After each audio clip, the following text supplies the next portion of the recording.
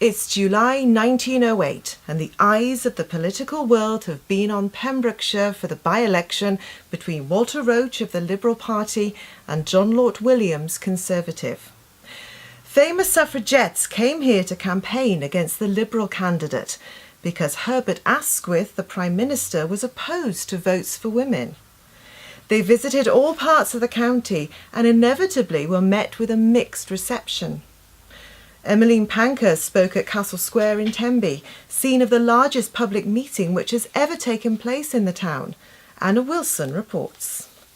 As Mrs. Pankhurst started to speak, an elderly man who was with his wife started to interrupt, asking if she was being paid by the Conservative Party. His wife tried to take him in hand, but he carried on regardless until she could bear it no longer. After one interruption too many, she slapped his face in front of the huge crowd, and he was stunned into silence.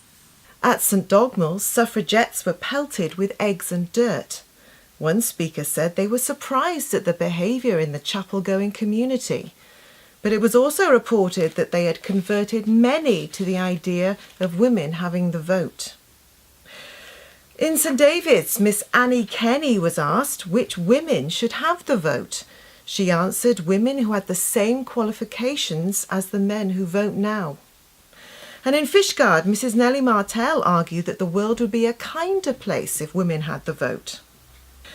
However, in the end, Walter Roche held the seat for the government and the visiting suffragettes went to campaign elsewhere.